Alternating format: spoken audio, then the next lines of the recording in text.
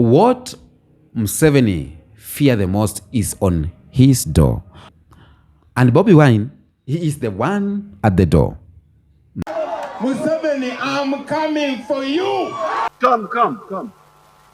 Museveni, I'm coming for you. Come.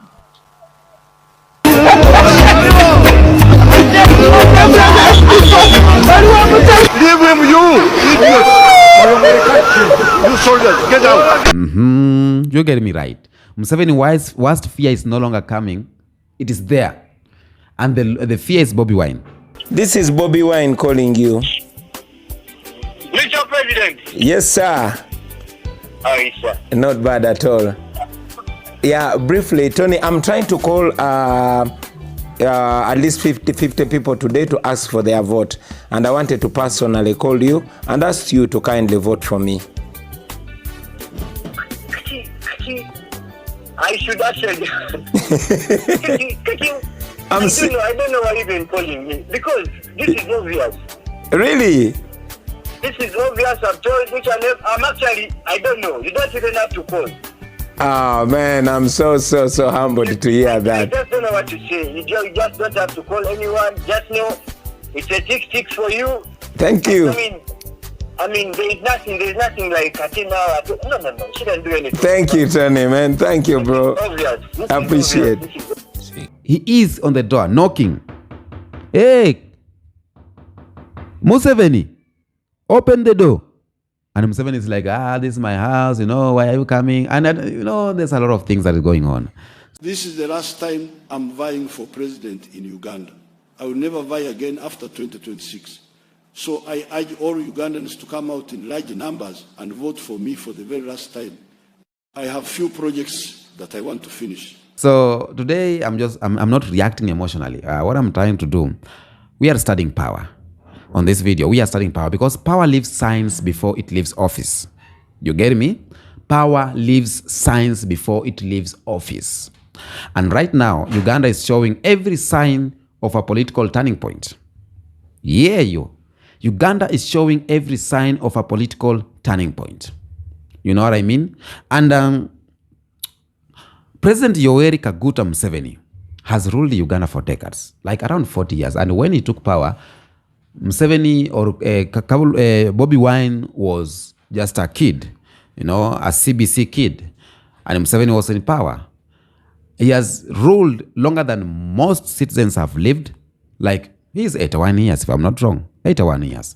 He has ruled longer than the country's youths can emotionally relate to. Because if you tell a youth right now of Uganda, what do you remember in 1990? He was like, I was not there. What do you remember in 2000? He even doesn't give a damn about it, And that matters to more people right now. It matters a lot because the most dangerous moment for any long-serving leader is not rebellion. Okay? It is not rebellion, but it is irrelevance. It is losing your relevance. So, today, when you're standing directly in front of irrelevance, is that a man system once laughed at Bobi Wine. So Bobi Wine is a youth. And being a youth, he is resonating with a lot of the youths of Uganda. Okay? And that's why you're seeing even people are reacting on this Ugandan election. Most of them are youths. Hey, when you listen to YouTubers, some from Kenya, some from outside the world, outside not the world, outside Kenya, some from outside Africa, most of them are youths. Because the youths, they even don't know what Museveni stands for. Because they know Bobi Wine. They have seen Bobi Wine. They have seen Bobi Wine singing his music, I remember there is this one music Bobi Wine sang to the police. Police inalinda watoto wako.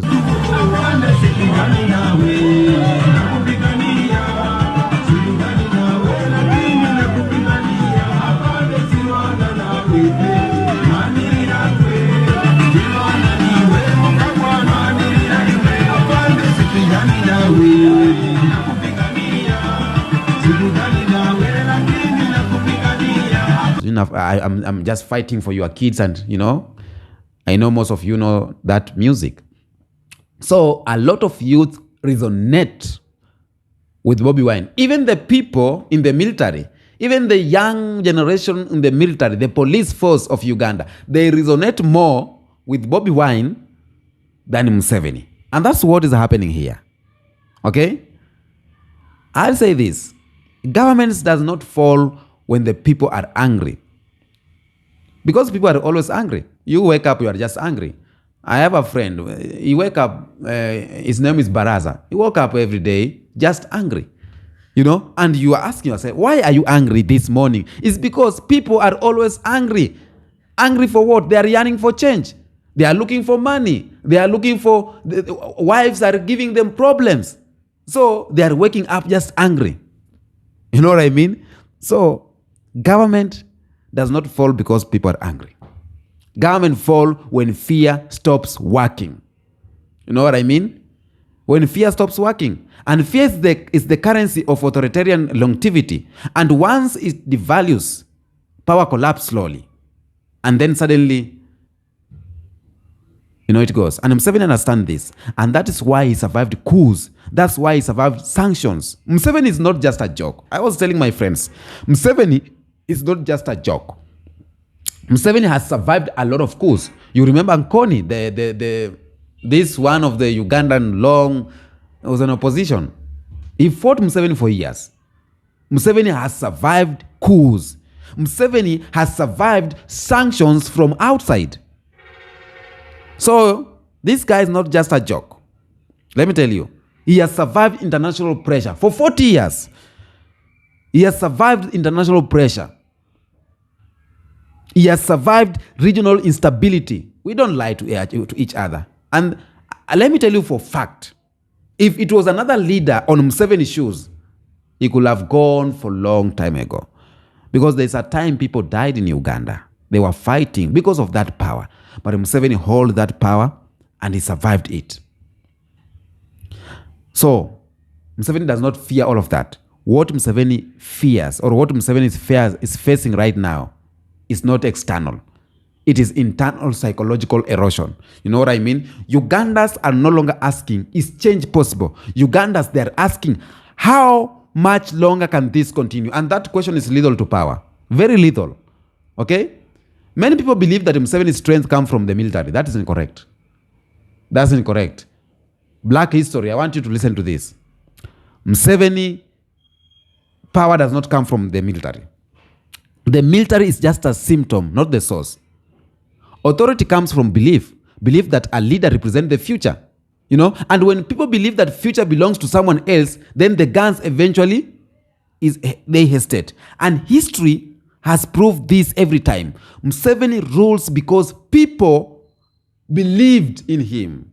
Even right now, the people believe in him. There's some people believe in Museveni. I have a friend in Uganda, like 10 of them. And each time I talk to them, they tell me they want change. They want Bobi Wine. They want Kizza Besigye. They want to change the president. But if we change, if we change the president, then the country is down. That's what they are telling me. That's fact. It's true. They believe in Museveni. Because one, they believe Museveni ended chaos. They believe Museveni brought stability. He represents progress, which I concur. Museveni ended chaos. Just like what happened in Rwanda. Just like the president of Rwanda, the Rwandese people, they believe in Kagame because he brought something they were yearning for, peace in the country. But the youths are coming with another mind. The belief is starting going because the people who believed in that, they are 80 years now, 70 years, 60, and they're getting old. And the people who are in the country right now are 20 years. They don't know what chaos you are talking about. They are just learning at like history. Hey, they will tell you, that is past. We are in today. Today, we want chapati, we want sausage, we want pizza. We don't want that ugali wa muogo anymore and ugali wa wimbi anymore. No. We want to change. We want ugali ya packet. That's what they are telling you. And you'll be there as an old man like, ugali ya muogo is a very good. We were eating that in Busia. A lot of things. But we don't want that. We want now Kavagara. Okay? That is what is happening in Uganda right now. The Uganda state does not fear Bobi Wine because he's violent. Let's talk about that. Why Bobi Wine terrifies the system. The Ugandan state does not fear Bobi Wine because he is violent. They fear him because he is culturally legitimate.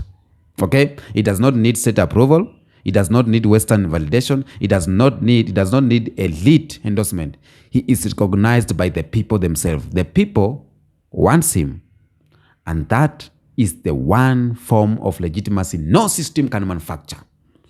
No system can manufacture the legitimacy. Just look at Tanzania.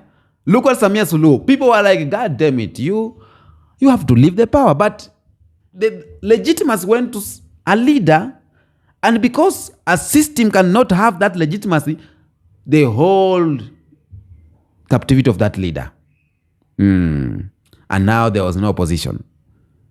Right now, the people are with who? Are with Bobi Wine. But the government cannot have that legitimacy because the government has been there for 40 years. The people knows what it has done wrong and bad and everything. They are changing power. That is the fear that Museveni has. You get me? The regime made a critical error early on. They assumed music was just entertainment. You know, people singing, oh, no, no. They assumed art equals to distraction. You know, they assumed popularity equals to unseriousness. But in African history, music has always been political. And Bobi Wine has proved that from music to the movement.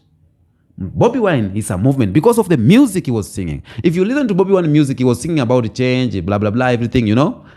And music, the Bobi Wine music carried resistance. It carried resistance. And that's why even when he was blocked by the police when he was going to campaign, he played the music, his music of police, sina makosa nawe, something like that. I'm fighting for your kids. He played that, and the police were there listening. I know what they were going in their mind, but you know. So music preserved truth when history was censored. Music unified the oppressed when institution has failed. And by dismissing Bobi Wine as just a musician was one of a hell of a mistake. You know what I mean? Uganda is young, painfully young. We have youths that do not have opportunities. They are unemployed, you know. They cannot have the social amenities well, you know, infrastructure is poor on them and they want that change. And this is not talking point, it's just it's destiny. Over 3/4 of the population has no emotional memory to what Museveni did. Okay, a quarter of the people in Uganda, they don't know. Like, it's me telling me about Maziwa ya Nyayo in Kenya. I don't know what Moi did. No, I don't know that. They did not experience the chaos that Museveni fought. They did not fight the wars he invokes. So when he speaks the past, they hear irrelevance, not gratitude. So Bobi Wine speaks their language.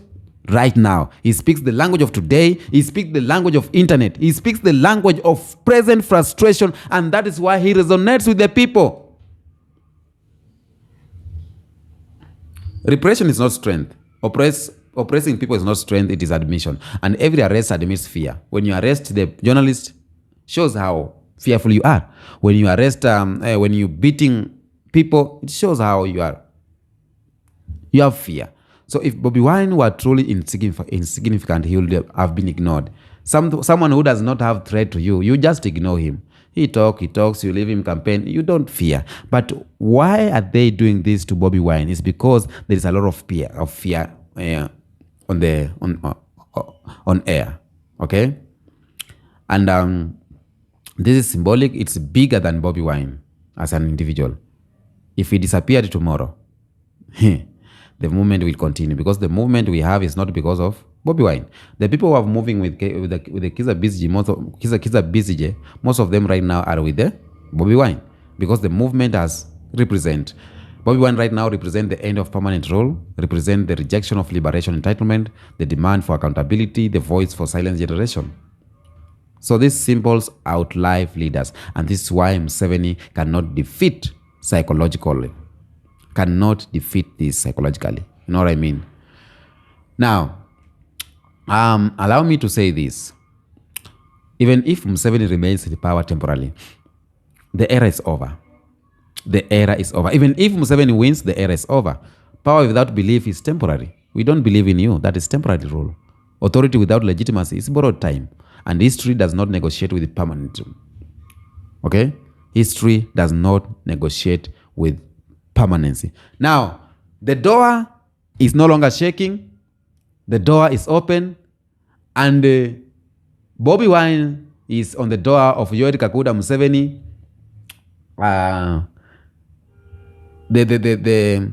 The housemaid is asking, who are you? Who do you want?